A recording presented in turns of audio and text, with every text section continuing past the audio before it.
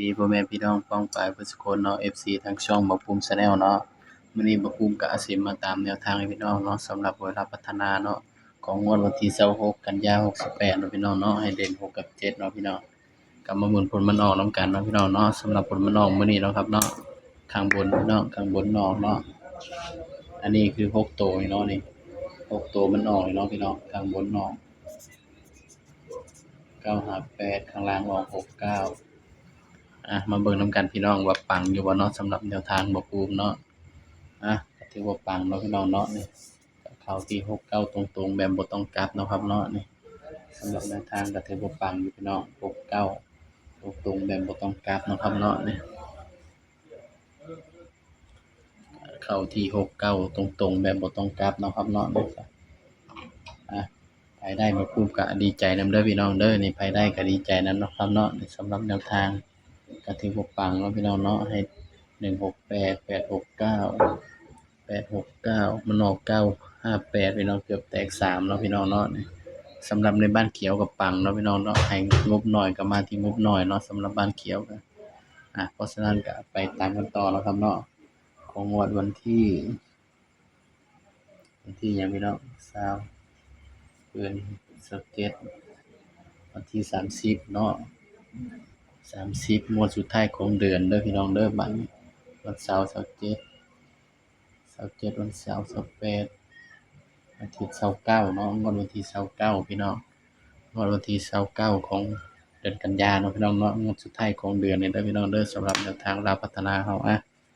ไปกันต่อเลยพี่น้อง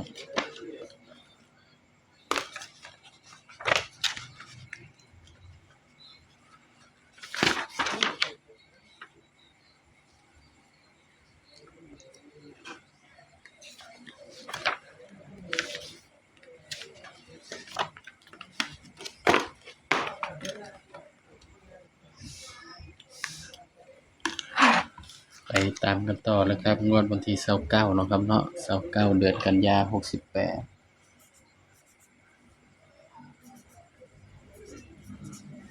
กันยา68สำหรับแนวทางลาวพัฒนาเนาะครับเนาะงวดสุดท้ายของเดือนนี้เด้อพี่น้องเด้อบัดนี้งวดสุดท้ายแล้วพี่น้องไปได้มื้อนี้บ่ภูมิก็ดีใจนำเนาะพี่น้องเนาะ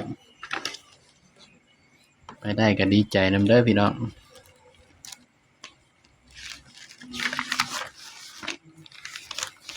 FC ได้บ่ภูมิก็ดีใจเนาะพี่น้องเนาะบ่มีไผเลี้ยงกาแฟก็สร้างดอกเนาะพี่น้องเราพัฒนาไปใส่เลยบ่ภูมิก็เบิ่งก่อนพี่น้อง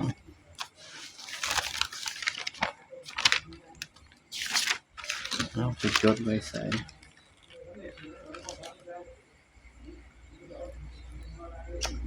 เสาอกแม่จดมั่วเลยบ่ภูมิเฮ็ด45ก็มา7 5 6 7ตามกันต่อเลยพี่น้องสำหรับงวดวันที่29เนาะพี่น้องเนาะสำหรับลาวพัฒนานะครับเนาะนี่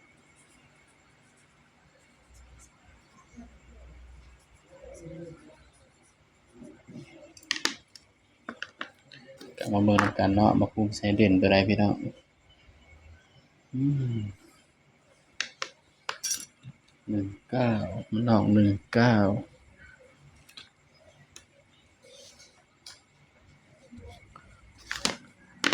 19 69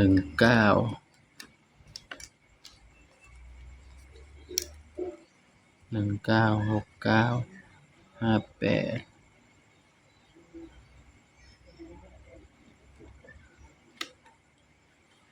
10 16 25 30 38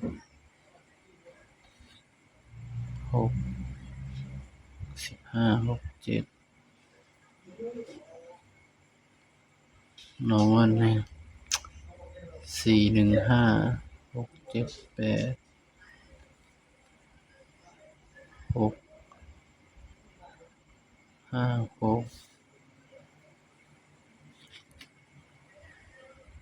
10 16 10 16 25 30 38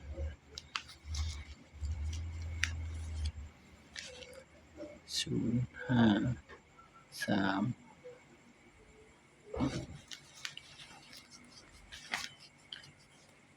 ตามกันต่อเลยเนาะพี่น้องเนาะสำหรับตัวเด่นพี่น้องโอ้คิดสูตรนานเกินไปพี่น้องสำหรับตัวเด่นนะครับเนาะงวดวันที่29พี่น้องงวดสุดท้ายของเดือนก็คิดหนักแน่พี่น้องเอ้ยคิดหนักเลยนะครับเนาะสำหรับงวดสุดท้ายของเดือนนี่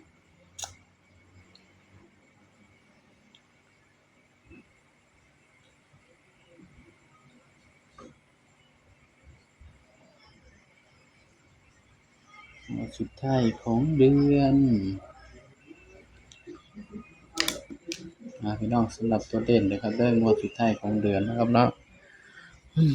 คิดยากแต่พี่น้อง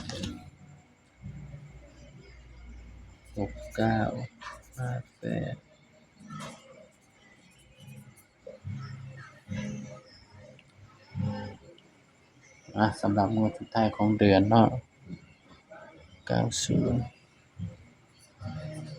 1กับ2เด้อครับเด้อนี่สำหรับงวดสุดท้ายของเดือนเนาะบ่ภูมิให้เด่นไปที่1กับ2พี่น้องเด่น1กับ2พี่น้องเด่น1กับ2ก็มาจับคู่นำกันเลยพี่น้องเด่น1กับ2นะครับเนาะสำหรับงวดสุดท้ายของเดือน15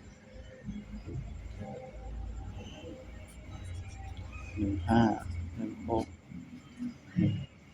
18 19 25 26 28